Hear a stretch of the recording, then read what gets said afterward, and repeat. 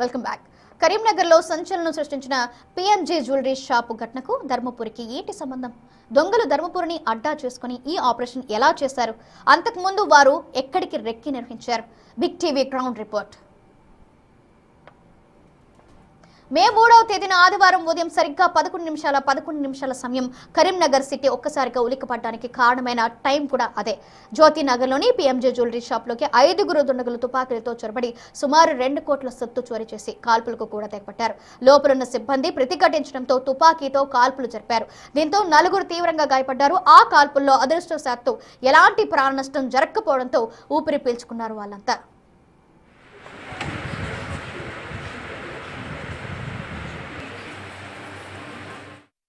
కరీంనగర్లోని PMG jewellery లోపల జరిగినటువంటి దోపిడీ ఇప్పుడు ఉమ్మడి కరీంనగర్ జిల్లా వ్యాప్తంగా కాకుండా ఇటు తెలంగాణ రాష్ట్రం లోపలనే సంచలనంగా మారినటువంటి పరిస్థితి కనబడుతుంది. ప్రస్తుతము మనం ఇక్కడ చూపెడుతున్నటువంటి ఏదైతే పిఎంజే జ్యువెలరీస్ అండ్ బోటిక్ అనేటువంటి షాపు, ఇది కరీంనగర్లోని జ్యోతినగర్ కేంద్రంగా చాలా రోజుల నుంచి కూడా నడుస్తున్నది. ఆ రోజు ఆదివారం కావడంతో ఇక్కడ పెద్ద బందోబస్తు లేకపోవడము, తర్వాత అదేవిధంగా నిఘా వ్యవస్థ లేకపోవడం వల్ల దీన్ని పిఎంజే జ్యువెలరీ లోపల ఇటు రాబరీ చేయాలని చెప్పి అయితే దొంగలు భావించినటువంటి పరిస్థితి అయితే కనబడుతుంది. మొత్తంగా అయితే 5 నిందితులు ఇటు బైక్ పైన 2 బైక్ పైన వచ్చి ఈ మార్గం ఏదైతే ఉన్నదో ఈ మార్గం గుండానే లోపలికి వెళ్ళి రాబరీ చేసేటువంటి ప్రయత్నం చేశారు. అందులోపల సక్సెస్ అయ్యారు.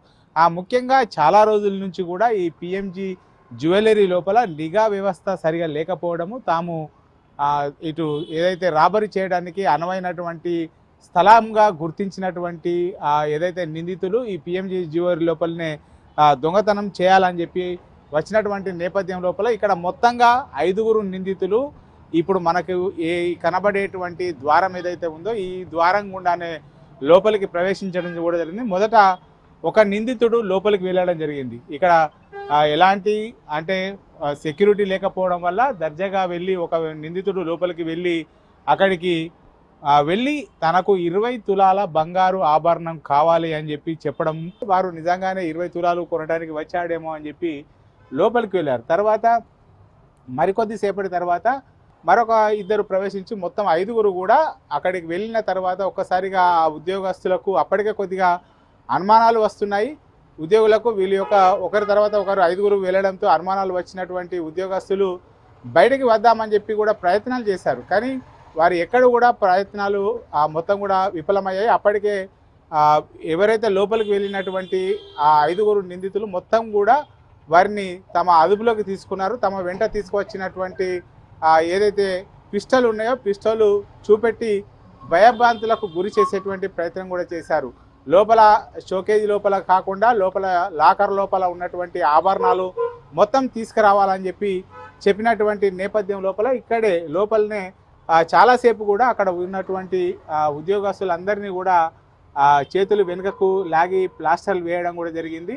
తర్వాత నీల్ డౌన్ కూడా చేపించినటువంటి పరిస్థితి. మొత్తంగా నీల్ డౌన్ చేసిన తర్వాత లోపల లాకర్ లోపల ఉన్నటువంటి ఆభరణాలు తీసుకురావాలని చెప్పినటువంటి నేపథ్యం లోపల తమ వెంట ఇటు బ్యాగులు కూడా తీసుకొచ్చుకోవడం జరిగింది. ఆ బ్యాగులు తీసుకొచ్చుకున్న తర్వాత మొత్తం కూడా తమ వెంట తీసుకొచ్చుకున్నటువంటి 2 బ్యాగుల లోపల మొత్తం నగలను కూడా సదిరినటువంటి పరిస్థితి. ఈ నేపథ్యం లోపల మనకు కనబడుతున్నటువంటి వాటి లోపలనే మొత్తంగా అయితే నీల్ డౌన్ చేపించారు. ఆ నీల్ డౌన్ చేపించిన తర్వాత అందులోపల ఉన్నటువంటి వ్యక్తులు ఒక వ్యక్తి ప్రతిఘటించేటువంటి పరిస్థితి కూడా వచ్చింది. అంటే వారిని లోపలికి తీసుకురావాలని చెప్పి వేధించినటువంటి లోపల ఉన్నటువంటి బంగారు ఆభరణాలు అన్నీ కూడా తీసుకురావాలని చెప్పడంతో ఆ నీల్ డౌన్ చేపించిన తర్వాత ఒక వ్యక్తి ఆ పిస్టోల్ పెట్టి బెదిరించేటువంటి ప్రయత్నం లోపలనే ఆ వ్యక్తి వీరిపైన తిరగబడడంతో అక్కడ తోపులాట జరిగింది. తోపులాట జరిగిన తర్వాత ఫైర్ మొదట వాళ్ళ వెంట తీసుకొచ్చుకున్నటువంటి పిస్టల్ ఏవైతే ఉన్నాయో ఆ పిస్టల్ డమ్మీ పిస్టల్ అనుకున్నారు. కానీ ఎప్పుడైతే కాల్పులు జరిపిన తర్వాత ఒక వ్యక్తికి ఈ పార్ట్ లోపల గాయం కావడంతో వెంటనే అక్కడ పడిపోయాడు. పడిపోయిన తర్వాత వాళ్ళు అప్పటికే ఆ 2 బ్యాగుల లోపల దాదాపుగా ఒక బ్యాగు లోపల కిలో బంగారం, ఇంకో బ్యాగు లోపల కిలోకు పైగా ఆభరణాలు మొత్తం కూడా అందులోపల తీసుకొని ఇక్కడ మనకు చూపెట్టేటువంటి మెట్లు ఏవైతే ఉన్నాయో ఈ మెట్ల ద్వారానే వారు పరిగెత్తున్నటువంటి విజువల్స్ కూడా మనం అక్కడ చూడవచ్చు. ఈ మెట్ల గుండానే ఒక్కసారిగా ఆ 5గురు వ్యక్తులు కూడా అక్కడ వారు కొద్ది దూరం లోపల బైకులు పార్క్ చేశారు. ఆ పార్క్ చేసినప్పుడు ఈ మెట్ల గుండానే వారు పరిగెత్తేటువంటి విజువల్స్ ఏవైతే ఉన్నాయో ఇక్కడ మనకు ఆ పిఎంజే జ్యువెలరీ షాప్ లోపల 2 సీసీ కెమెరాలు ఉన్నాయి. మనం ఇక్కడ విజువల్స్ లోపల కూడా చూడొచ్చు. ఒకటి షాపుకు రైట్ సైడ్ లోపల అక్కడ మనకు కనబడుతున్నటువంటి సీసీ కెమెరా, తర్వాత లెఫ్ట్ సైడ్ లోపల మరొక సీసీ కెమెరా ఉన్నది. ఇక్కడ మనం చూడవచ్చు.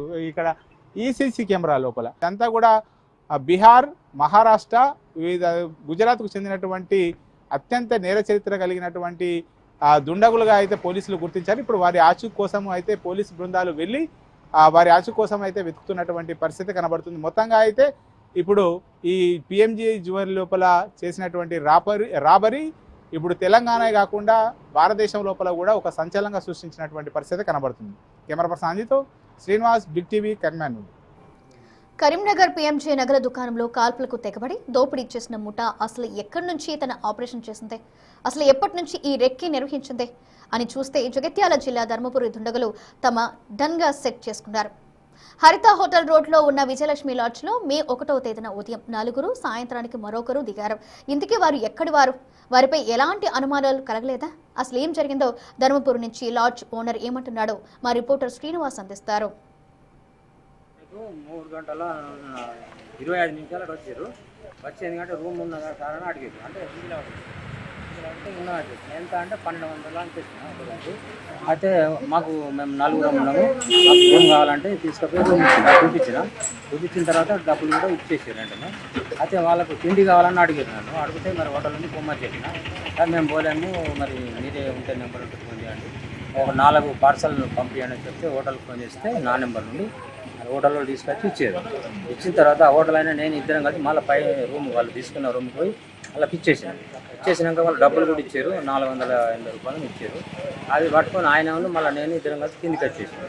ఇవాళ ఆ తర్వాత వాళ్ళు ఏం చేశారు, ఎటు పోయారు, ఎక్కడ పోయారు అని మనం అబ్జర్వ్ చేయలేదు. నా రూమ్లో నేనే ఉన్నా కింద. పోలీసుల వాళ్ళు చూసి పేక్ ఇది అంటే సార్ ఇంకా ఏమైనా తీసుకున్నారంటే వాళ్ళు ఇచ్చి ఒక్కదే తీసుకున్నారు. 6 వచ్చిన ఇప్పుడు ఒక్కరు తీసుకుంటారు అంటే ఒక్కరిది అడిగిన, ఒక్కరిది ఇచ్చిరు, రాసుకున్న పెట్టిన. మళ్ళీ ఆధారకాలు వాళ్ళకి ఇచ్చేసిన. 2వ తారీఖు నాడు మళ్ళీ నేను 2వ రోజు కిరాయి కావాలని రూమ్కి పోతే ఆ టోప్ పెట్టుకున్నాను. ఇంకేమన్నాడంటే నాకు ఇంకొక రూము కావాలి ఉన్నదంటే, ఇంకొకటి అయితే ఏసీ లేదు, నాన్ ఏసీ కింద ఉంది, మరి ఇంకొకరు వస్తారు ఇలా కింద తీయమన్నాడు. అయితే వెంటనే ఆ డబ్బులు తీసుకొని మళ్ళీ కింద మీది రూమ్ 1200 తీసుకొని మళ్ళీ కిందికి వచ్చి ఆయనకు రూమ్ చూపించింది. ఈ కింది చూపించిన తర్వాత మంచిది సరిపోతా అన్నాడు.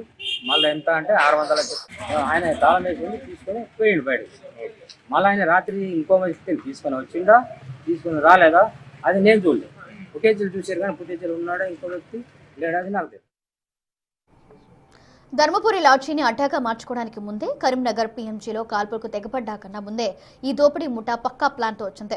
గత నెలలో పెద్దపల్లి జిల్లా కేంద్రంలోని పరమేశ్వరి లాడ్జీలో 3 సార్లు 105వ నెంబర్ రూమ్లో దిగి రోజుల తరబడి మకాం వేసింది. అదే సమయంలో ఎక్కడైతే భారీ దోపిడీ చేయొచ్చో ఒక స్కెచ్ వేసింది. అందుకు ఐసోలేటెడ్గా ఉన్న కరీంనగర్లోని జ్యోతి నగర్లోని పీఎంజే జ్యువెలరీ షాప్ను ఎంపిక చేసుకుంది. అంతకు ముందే ఎలా వెళ్ళాలి, ఎక్కడి నుంచి వెళ్ళాలి, మళ్ళీ తిరిగి ఎలా పారిపోవాలి అనే అంశాలపై పక్కాగా ప్లాన్ చేశారు. గూగుల్ మ్యాప్స్ ద్వారా ముందే ఇంటర్నల్ రోడ్స్ ను పెంచి మార్గాలను సెలెక్ట్ చేసుకున్నారు. ఆపరేషన్ జ్యువెలరీ షాప్ ప్రారంభమయ్యాక తమ మొబైల్ ఫోన్లను పక్కన పెట్టేశారు. అలా పెద్దపల్లిలో స్కెచ్ వేసిన బీహారీ దోపిడీ ముఠ ఆ తర్వాత ధర్మపురిని అడ్డాగా మార్చుకుంది. అక్కడ లాడ్జ్ లో ఈ దుండగులకు చెందిన సీసీ ఫుటేజ్ కూడా లభ్యమైంది. కరీంనగర్లోని పిఎంజే జ్యువెలరీ షాపు రాబరీ లోపల పోలీసుల విచారణ లోపల రోజుకొక విషయము వెలుగులోకి వస్తున్నటువంటి పరిస్థితి. నిజంగా ఈ రాబరీకి చాలా అడ్వాన్స్గానే దుండగులు ఎవరైతే ఉన్నారో వాళ్ళంతా కూడా ముందస్తుగా ప్లాన్ చేసినటువంటి పరిస్థితి. వాళ్ళు ఇక్కడ మనకు కనబడేటువంటి లాడ్జీ ఏదైతే ఉందో విజయలక్ష్మి వసతి గృహం లోపల 3 రోజుల పాటు కూడా ఇక్కడే లాడ్జీ లోపల ఉండి పూర్తిగా రెక్కి నిర్వహించి ఒక పకడ్బందీగా ప్లాన్ వేసి రాబరీ చేశారు అని చెప్పి పోలీసుల ఎంక్వైరీ లోపల తేలిన తర్వాత దీనికంటే ముందే పెద్దపల్లిలోని పరమేశ్వర లాడ్జీ లోపల గత నెల లోపల దాదాపుగా 5 సార్లు కూడా ఆ లాడ్జీలో దిగారు అని చెప్పి అయితే చెప్తున్నటువంటి పరిస్థితి. పూర్తిగా వీరంతా కూడా పేరు మోసినటువంటి అంతర్రాష్ట్ర దొంగలుగా ఇప్పటికే పోలీసులు గుర్తించారు. వీళ్ళంతా కూడా బీహార్కు చెందినటువంటి సుబోధి గ్యాంగ్ అని చెప్పి చెప్తున్నటువంటి పరిస్థితి. వీళ్ళు సుబోధి గ్యాంగ్ అంటే వీళ్ళకు ఒక ప్రత్యేకమైనటువంటి షెల్టర్ ఉండదు, ఒక ప్రత్యేకమైనటువంటి ఇల్లు ఉండదు, ఒక ప్రత్యేకమైనటువంటి గ్రామం ఉండదు. వీళ్ళంతా కూడా సంచార జాతులుగా ఉంటారు. వారు యొక్క తమ పకడ్బందీగా వేసుకున్నటువంటి ప్లాన్ ప్రకారము వారు ఎక్కడైతే స్కెచ్ వేస్తారో ఆ స్కెచ్ వేసేటువంటి రాబరీ కానీ దోపిడీ కానీ చేయాలనుకున్నటువంటి దానికి కొంత దూరం లోపల ఉండి ఆ మొత్తం కూడా అకంచెలే పూర్తిగా ప్రణాళికలు సిద్ధం చేస్తారు. వాళ్ళు మొత్తంగా ఇప్పుడు కరీంనగర్ లోపల పిఎంజే జ్యువెలరీ షాపు రాబరీ ఏదైతే ఉందో ఆ రాబరీ ఉదాంతం బయట వెలుగులోకి వచ్చేటికంటే ముందే పెద్దపల్లి జిల్లా లోపల ఉన్నటువంటి పరమేశ్వర లాడ్జీ లోపల దాదాపుగా ఏప్రిల్ నెల లోపల 5 సార్లు కూడా అక్కడ పూర్తిగా 5 సార్లు అక్కడ ఉండి మొత్తం కూడా పూర్తిగా ప్రణాళికలు సిద్ధం చేశారు. అక్కడి నుంచే రాబరీ ఎక్కడ చేయాలి, దోపిడీ ఎక్కడ చేయాలి అని చెప్పి పూర్తిగా అకంచెలే ఒక ప్లాన్ వేసినట్టుగా అయితే తెలుస్తున్నది.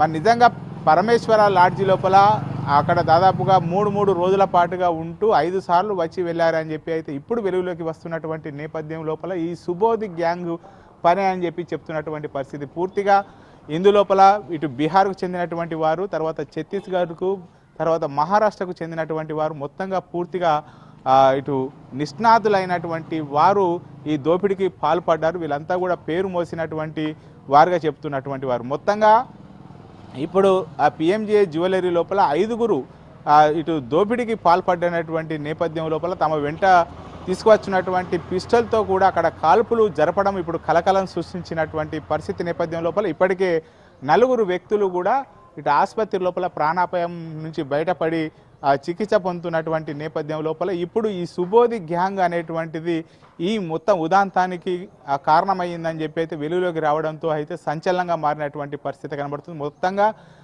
దాని తర్వాత ధర్మపురి కేంద్రంగా చేసుకొని ఇక్కడ మళ్ళీ 3 రోజుల పాటు ఉండి మొత్తం కూడా పిఎంజే జ్యువెలరీ రాబరీకి పాల్పడినటువంటి నేపథ్యం లోపల పారిపోయేటప్పుడు కూడా ధర్మపురి వాగు నుంచి పారిపోయడం జరిగింది. మొత్తంగా వాళ్ళు ఎటు వెళ్ళారు, నిజంగానే వాళ్ళంతా బీహార్ గ్యాంగ్, సుబోధి గ్యాంగ్ అని చెప్తున్నటువంటి నేపథ్యం లోపల ఇప్పుడు వాళ్ళు బీహార్కు వెళ్ళారా, గుజరాత్కు వెళ్ళారా, మహారాష్ట్రకు వెళ్ళారా? పోలీసులు అయితే పూర్తిగా 12 బృందాలుగా విడిపోయి అయితే ఈ అంతర్రాష్ట్ర పేరు మోసినటువంటి దొంగల ఆచూకీ కోసం అయితే వెతుకుతున్నటువంటి పరిస్థితి కనబడుతుంది. కరీంనగర్ పిఎంజే జ్యువెలరీ షాప్ దోపిడీ దొంగలు తాము సేఫ్గా బయటపడడానికి ఇంటర్నల్ రోడ్స్ను కూడా ఎలాగైతే యూజ్ చేశారో అదే పద్ధతిలో గోదావరి నదిని సైతం వాడుకున్నారు. గోదావరి నది దగ్గర దుండగులు ఉపయోగించిన పల్సర్ బండితో పాటు బ్లూ హెల్మెట్ కూడా లభించింది. ధర్మపురి లాడ్జ్లో మే 1 నుంచి బస చేసి మే 3వ తేదీన చెక్అవుట్ చేసి కరీంనగర్లో దోపిడీకి పాల్పడిన దుండగులు తిరిగి ధర్మపురి మార్గం నుంచే పారిపోయారు. ఈ క్రమంలో పోలీసుల దర్యాప్తులో జాగిలాం వెళ్లి గోదావరి వద్ద ఆగిపోవడంతో గోదావరి నుంచి దుండగులు పారిపోయారనే అనుమానాలు ఉన్నాయి. మరి ఆ బైక్ ఎక్కడ వదిలేశారు? దుండగులు ఎలా పారిపోయారు? ఎక్కడి నుంచి వారు ఎస్కేప్ అయ్యారో మా రిపోర్టర్ శ్రీనివాస్ ధర్మపురి గోదావరి తీరం నుంచి అందిస్తారు. కరీంనగర్ పిఎంజే జ్యువెలరీ రాబడి పక్కా ఒక ప్లాన్, ఒక స్కెచ్ ప్రకారంగా జరిగిందని చెప్పుకోవచ్చు. ముఖ్యంగా దీనికి సంబంధించి పూర్తిగా వాళ్ళు ఒక పకడ్బందీగా ప్లాన్ వేసుకొని దాన్ని అమలు చేసి మరీ సక్సెస్ అయినటువంటి పరిస్థితి అయితే కనబడుతుంది. వాళ్ళు రాబరీ చేసిన తర్వాత రాబరీ చేయకముందు పకడ్బందీగా వాళ్ళు ఒక వ్యూహము ఎంచుకున్నారు. ఆ వ్యూహం ప్రకారమే మొత్తం కూడా ఎపిసోడ్ అంతా సాగినటువంటి పరిస్థితి కనబడుతుంది. ప్రస్తుతము పిఎంజే జ్యువెలరీ రాబరీ తర్వాత వాళ్ళు పారిపోయే ముందు బైక్ ఎక్కడైతే వదిలేశారో ఆ వదిలేసినటువంటి ప్రాంతం వద్ద మనం ఉన్నాము. చూడవచ్చు ఇక్కడ మొత్తం కూడా ధర్మపురి కేంద్రంగానే 3 రోజుల పాటు ఒక లాడ్జీ తీసుకొని మొత్తం కార్యకలాపాలు నిర్వహించినటువంటి దుండగులు ఎవరైతే ఉన్నారో వారంతా కూడా కరీంనగర్ రాబరీ చేసిన తర్వాత వాళ్ళు ఎంచుకున్నటువంటి మార్గము గూగుల్ మ్యాప్ ప్రకారం ఎలా రావాలి, ఎలా పోవాలి అనేటువంటి ముందే ఒక ప్లాన్ సిద్ధం చేసుకొని ఇక్కడికి వచ్చి ఇక్కడ మనకు ఎక్కడైతే కనబడుతున్నటువంటి ఆ తుమ్మ చెట్లు ఎక్కడైతే ఉన్నాయో పరికి తుమ్మ చెట్లు అంటారు. ఆ తుమ్మ చెట్ల వద్ద మనకు బైక్ వదిలేసి అదేవిధంగా కొద్ది దూరం లోపల హెల్మెట్ను కూడా అక్కడ విసిరేసి ఇక్కడి పరారైనటువంటి పరిస్థితి. వాళ్ళు ఒక ప్లాన్ వేసుకున్న దాని ప్రకారంగా ఇక్కడ మొత్తంగా అది వ్యవహారం అంతా కూడా సుబోధి గ్యాంగ్ అని చెప్పి తెలుస్తున్నది. వీళ్ళంతా కూడా కరుడు కట్టినటువంటి నేరస్తులు, దుండగులు ఉంటారు. వాళ్ళకు మొత్తం కూడా ఎవరైనా అడ్డు వచ్చినప్పుడు కూడా వాళ్ళను తమ వెంట ఉన్నటువంటి ఆయుధాలు, కత్తులు ఉంటే కత్తులు, తర్వాత తుపాకులతో కావచ్చు మొత్తంగా వారిని ఎట్టి పరిస్థితుల్లో కూడా చంపడానికి కూడా వెనుకాడని గ్యాంగ్ మొత్తంగా సుబోధి గ్యాంగ్ అంటూ ఉంటారు. పిఎంజే జ్యువెలరీ షాప్ లోపల వాళ్ళు ప్రతిఘటించేటువంటి ప్రయత్నం చేసినప్పుడు వాళ్ళపైన తుపాకులతో కాల్పులు జరిపి తర్వాత తమ వెంట తీసుకువచ్చినటువంటి బంగారంతో సహా ఉడాయించినటువంటి నేపథ్యం లోపల ధర్మపురి ఇక్కడ ఆ వివిధ మార్గాల ద్వారా వచ్చి ఈ కనబడేటువంటి ప్రాంతం ఏదైతే ఉందో ఆ ప్రాంతం లోపలనే మొత్తం కూడా పల్సర్ బైక్ అక్కడనే లభ్యమైనటువంటి నేపథ్యము. తర్వాత వాళ్ళు ధరించినటువంటి హెల్మెట్ కూడా అక్కడ ధరించిన హెల్మెట్ కూడా లభ్యమైనటువంటి నేపథ్యం లోపల మొత్తంగా ఆ పల్సర్ వాహనము తర్వాత హెల్మెట్ ఇక్కడ వదిలేసి ఇక్కడ మనకు కనబడుతున్నటువంటి గోదావరి ప్రాంతం ఏదైతే ఉందో ఆ గోదావరి ప్రాంతం గుండానే వాళ్ళు పరారైనట్టుగా అయితే చెప్తున్నటువంటి పరిస్థితి లోపల. ఎందుకంటే గోదావరి ప్రాంతం నుంచి నడుచుకుంటూ వెళ్ళినట్లయితే వాళ్ళ యొక్క పాదముద్రలు కానీ తర్వాత మిగతా ఆధారాలు ఎక్కడ కూడా ట్రేస్ అయ్యేటువంటి అవకాశం లేనటువంటి నేపథ్యం లోపల ఇక్కడ గోదావరి దాటి దాని తర్వాత అటు వైపు వెళ్ళినట్లయితే ఆదిలాబాదు జిల్లా కిందికి వస్తుంది. కాబట్టి ఈ గోదావరి ప్రాంతము కాలినడకన దాటుకుంటూ అటు వెళ్ళి పూర్తిగా వాళ్ళ ప్లాన్ ప్రకారం మరొక వాహనము ఏర్పాటు చేసుకొని పరారయ్యారా లేకపోతే నడుచుకుంటూ వెళ్ళి ఎక్కడి వరకు వెళ్ళారు అనేటువంటి కోణం లోపల అయితే ఇప్పుడు పోలీసులు ఎంక్వైరీ చేస్తున్నటువంటి పరిస్థితి. మొత్తంగా కరీంనగర్ నుంచి ధర్మపురి వరకు కూడా పూర్తిగా సీసీ కెమెరాలు లోపల ఫుటేజ్ అంతా కూడా లభ్యమైనటువంటి నేపథ్యం లోపల ఇప్పుడు పల్సర్ వాహనం ఇక్కడ వదిలేసి తర్వాత ఇదే గోదావరి నది గుండా వాళ్ళు వెళ్ళిపోయినటువంటి నేపథ్యం లోపల వాళ్ళు ఎక్కడికి వెళ్ళారు అంటే ఈ గోదావరి వాగు దాటిన తర్వాత మొత్తం కూడా ఆదిలాబాదు వస్తుంది. ఆదిలాబాదు ప్రాంతము మంచిర్యాల ప్రాంతము గుండా మహారాష్ట్రకు వెళ్ళి ఉంటారని చెప్పి పోలీసులు భావిస్తున్నటువంటి పరిస్థితి. మహారాష్ట్రకు వెళ్ళారా లేకపోతే గుజరాత్కు వెళ్ళారా? మొత్తంగా అయితే పోలీసులు 16 బృందాలుగా వారి యొక్క ఆచూకీ కోసం 5 ఆచూకీ లోపల ఇప్పటికే 3 కూడా గుర్తించడం జరిగింది. వారి యొక్క ఆచూకీ ఎక్కడ ఉందనేటువంటి కోణం లోపల అయితే మొత్తంగా పోలీసులు జల్లెడ పడుతున్నటువంటి పరిస్థితి చూడొచ్చు. వాళ్ళు అనుకున్న ప్లాన్ ప్రకారం అయితే గోదావరి నది దాటినట్లయితే అక్కడ డాగ్ స్క్వాడ్ కావచ్చు వారి యొక్క పాదముద్రలు ఎక్కడ కూడా గ్రహించడానికి వీలు లేకుంటూ ఉంటుంది కాబట్టి గుర్తుపట్టడానికి వీలు లేకుంటుంది కాబట్టి గోదావరి నీళ్ళలో నుంచి దాటుకుంటూ వెళ్ళారు. ఇక్కడికి వచ్చినటువంటి డాగ్ స్క్వాడ్ కూడా ఆ వాగు యువతల వైపే ఆగిపోవడంతో వాళ్ళు దాటుకుంటా వెళ్ళినటువంటి ఆనవాళ్ళు అయితే స్పష్టంగా కనబడ్డాయి. ఎందుకంటే ఇదే ప్రాంతం లోపల వారు ఉపయోగించినటువంటి వాహనం లభ్యం కావడం హెల్మెట్ కూడా ఇక్కడే ఉండడంతో వారు తమ వెంట తీసుకొచ్చినటువంటి బ్యాగును ఇక్కడనే బ్యాగుతో సహా వాగు నుంచి బయటకు దాటుకుంటూ వెళ్ళారని చెప్పి చెప్తున్నటువంటి పరిస్థితి కనబడుతుంది. కరీంనగర్ జ్యువెలరీ షాప్ ఘటనకు పాల్పడింది బీహార్కు చెందిన సుబోధి గ్యాంగ్ అన్న అనుమానాలు ఉన్నాయి. సుబోధి గ్యాంగ్ సభ్యులంతా సంచార దొంగలు. వీరు ఒక స్థిర నివాసం అంటూ ఏర్పరచుకోకుండా భార్య పిల్లలతో సహా ప్రాంతాలు మారుతూ కొత్త ప్రాంతాల్లో దోపిడీలకు స్కెచ్ వేస్తూ ఉంటారు. పోలీసులను అసలు లెక్కే చేయరు. తొడ కొట్టి మరే సవాల్ విసురుతారు. కరీంనగర్ దోపిడీ స్టైల్ చూస్తుంటే వీరి మీదే అనుమానాలు కలుగుతున్నాయి. అయితే ఇదిలాగుంటే దోపిడీ ముఠ నందల్బార్ పేరుతో ఓ బ్యాగ్తో పాటు ఘటనా స్థలంలో దొరికిన బుల్లెట్స్, మ్యాగజైన్, శాతావాహన వద్ద పడేసిపోయిన జ్యువెలరీ షాప్ సిబ్బంది సెల్ ఫోన్ క్లూస్ కింద వదిలేశారు. వీటి ఆధారంగా పోలీసులు సీసీ కెమెరాల దర్యాప్తు చేస్తున్నారు. అయితే ఇదే అంశంపై మంత్రి అడ్లూరి ఏమంటున్నారో ఇప్పుడు చూద్దాం. మేము ప్రెస్ కాన్ఫరెన్స్ చెప్పినాం, ఇక మళ్ళీ తిరిగి చెప్పడం బాగుంటుంది. మరి ప్రతి సంఘటనకు అప్పుడు మాజీ ముఖ్యమంత్రి అప్పుడున్నటువంటి మంత్రులు ప్రభుత్వం కారణమా? ఏదేమైనా కూడా జరగని సంఘటన జరిగింది. దానికి ప్రభుత్వం బాధ్యత తీసుకుంటుంది, దోషులను కఠినంగా శిక్షిస్తుంది. ఇక ప్రధాన ప్రతిపక్ష పార్టీలకు వేరే పని ఏమి లేదు. అధికార పార్టీ మీద ఏదో ఒకటి బుద్ధ జల్లాలి. ఏ విషయం జరిగినా కూడా ముఖ్యమంత్రి రేవంత్ రెడ్డి గారి సంబంధం, కాంగ్రెస్ పార్టీ సంబంధం, రాష్ట్ర ప్రభుత్వం సంబంధం అనే స్థాయికి దిగజారిపోయింది. అలాంటి వ్యక్తుల గురించి మాట్లాడితే ఎంత మాట్లాడడం తక్కువ చేస్తే అంత మంచిదని నా ఉద్దేశం. మరోవైపు 12 బృందాలు బీహార్, మహారాష్ట్రలో జల్లెడ పడుతున్నాయి. ఇంకోవైపు రాజకీయ రంగు కూడా పులుముకున్న కరీంనగర్ జ్యువెలరీ షాప్ ఘటనలో శాంతి భద్రతలు, నిఘా వైఫల్యంపై విమర్శలు వినిపిస్తున్నాయి. దీంతో ఈ ఘటన కరీంనగర్ పోలీసులకే కాదు మొత్తం తెలంగాణ పోలీస్ శాఖకే ఛాలెంజింగ్ టాస్క్ లా మారింది. కరీంనగర్లో సంచలనంగా మారిన పిఎంజే జ్యువెలరీ రాబరీకి ధర్మపురిని కేంద్రంగా చేసుకొని దొంగలు రాబరీ చేశారు. నిత్యం రద్దీగా ఉండేటువంటి ధర్మపురి లోపల ఎలాంటి అనుమానాలు రావని చెప్పి ఇక్కడనే ఒక నివాసాన్ని అద్దెకు తీసుకొని మరి 3 రోజుల పాటు కూడా రెక్కి నిర్వహించి రాబరీ చేయడం లోపల ఒక సినీ పక్కీ లోపల కథ, స్క్రీన్ ప్లే, దర్శకత్వం అంతా కూడా ధర్మపురి నుంచే రూపొందించి ఇక్కడి నుంచే మాయమైనటువంటి పరిస్థితి.